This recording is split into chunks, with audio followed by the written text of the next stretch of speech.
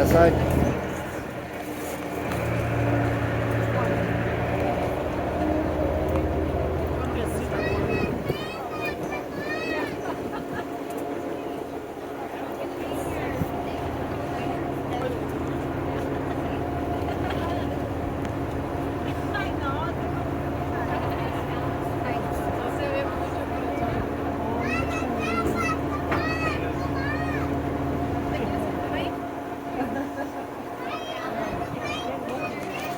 So first time riding the train in Ghostfield, Goldberg, Ghost Town, from boom to bust. That's what's going on here. So I'm just waiting to depart now. Yeah.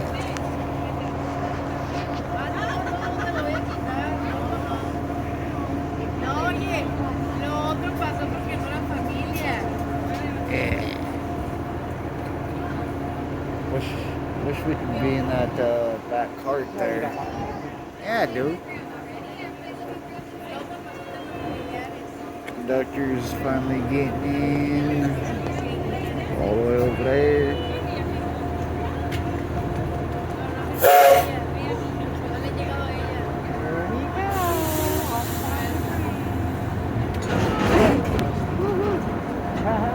15 to 20-minute train ride.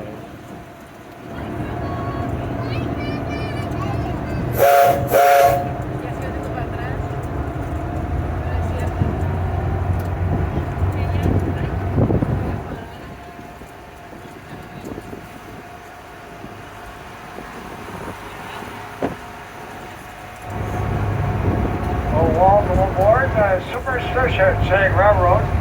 I'm JB. I'll be your tour guide. Now first we'll have a look over there to the east. We have the western side of Superstition Mountain across the highway. On this end, it's a little over 5,000 feet above sea level.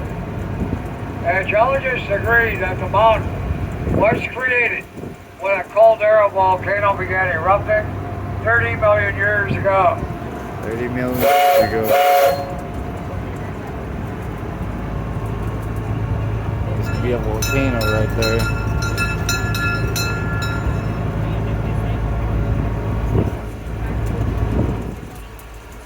And today, Superstition Mountain and the mountain range are a federal protected wilderness area covering 250 square miles.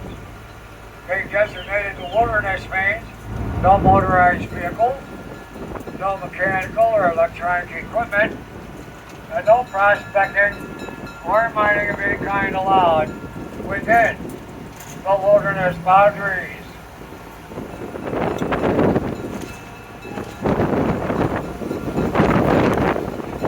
And coming up here on the left side of the train, we got some cactus that I'll point out.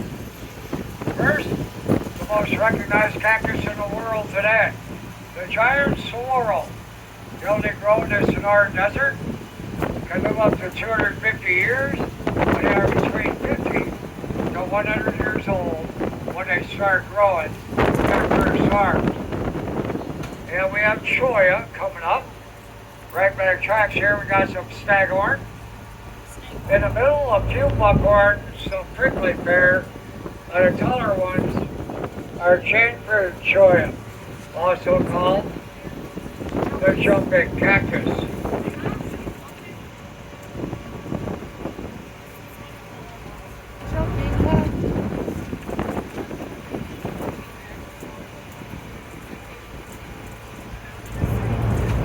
Coming up on the right side, we have the trees with a green mark called Mountain Hills Palo Verde. They are members of the conifer tree family, like evergreens. But the leaves are very tiny, so they have to store the chlorophyll in the trunk of the tree, turning the bark green. An Arizona state tree is a blue Palo Verde. That's the one you'll see in most cities and towns throughout the South. We have mining equipment set up here by the tracks. A head crane, bucket and a winch. are the different size ore cards you'd see around the main shaft of a mine.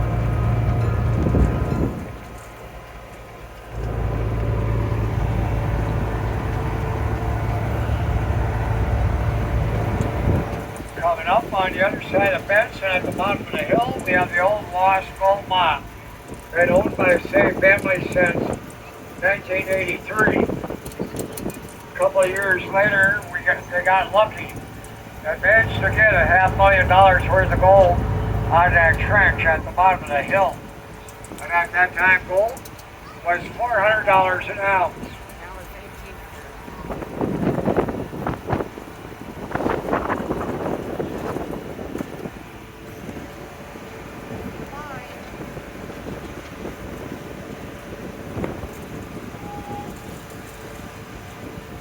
We have a couple old boilers set up between the concrete barriers a few yards down the hill there.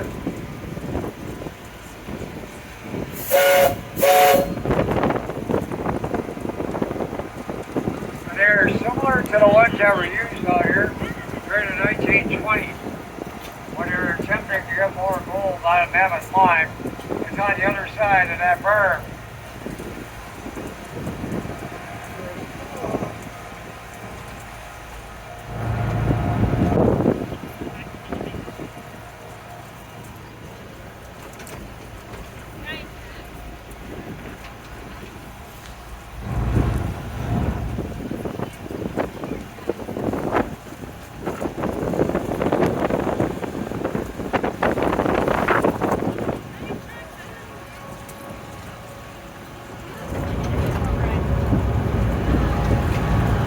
We have an old air shaft there in the right.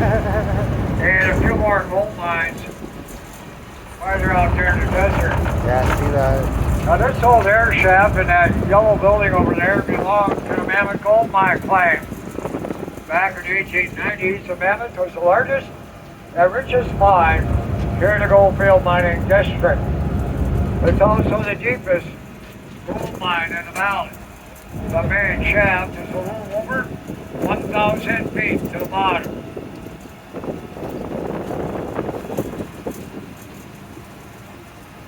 All the good stuff mostly is on this side. I know, because we thought, oh, it's going to be on that side. Yeah, I rode this before. When they started discovering gold out here, and business You can put partner, it here. Hank Sam Morris, You're fine.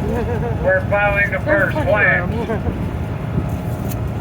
And they had to gold themselves for a while because there was still Apache in the area.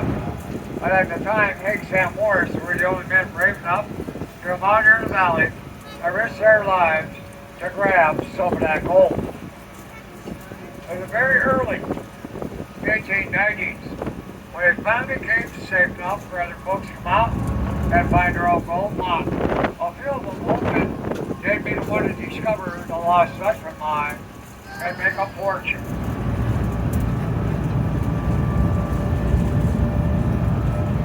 Lots of dancers. Now before I move on, there's a brief history of the gold mining that occurred out here. 130 years ago, we'll take a look out the left side train now, to the east.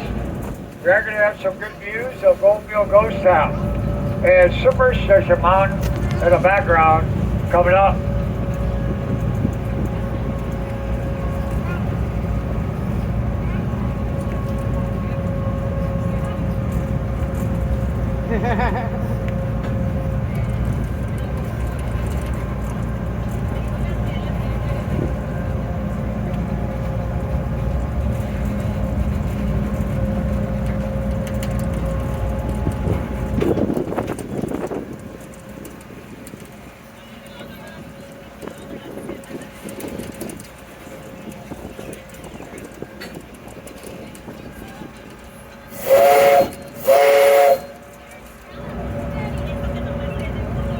One day back in 1891, pigs happened to be out here hunting. Got a couple hundred yards back upstream in the vicinity of the Mammoth Mine back there in the wash. They came across a vein of gold partially exposed from flash flooding. That discovery was the one that got the mining town of Goldfield growing in the valley. A few days after Higgs found that vein, a local newspaper headline stated they just discovered a very large, very rich body of gold ore in the Goldfield mining district west of Superstition Mountain. Could this one be the Lost Dutchman gold mine? And folks started moving out here from Phoenix and Mesa. And it didn't take very long for the population of Goldfield to exceed the two towns. It was the fall of 1893 when the mining town finally established their charter and became incorporated. In October, they officially opened the Goldfield Post Office.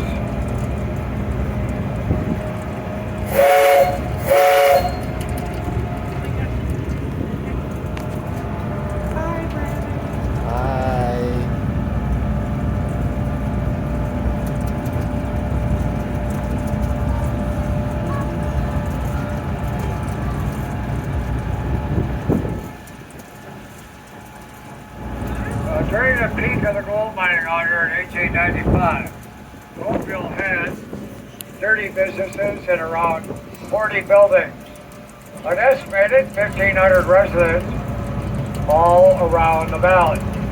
500 of them, gold miners and their families, were living out here among the hills and canvas wall tents. There are a dozen gold mines operating out here then, and 3 of them, the Black Queen, the Bulldog, and the Mammoth, were large enough and significant enough that we're still talking about them today. Now going back to the 1880s, where it's getting started.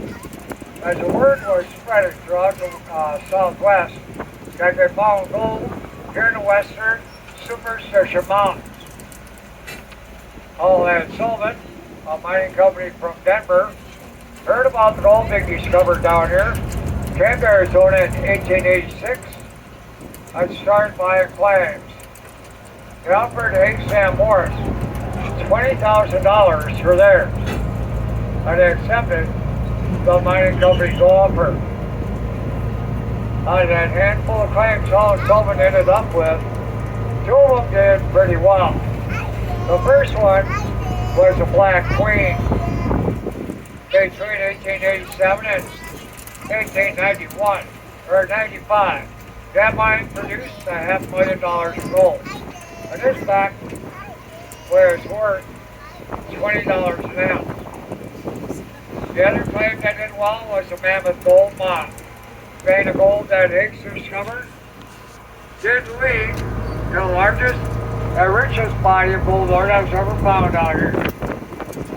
And for nearly 2 years, the first several hundred feet of it was producing 300 ounces of gold per ton.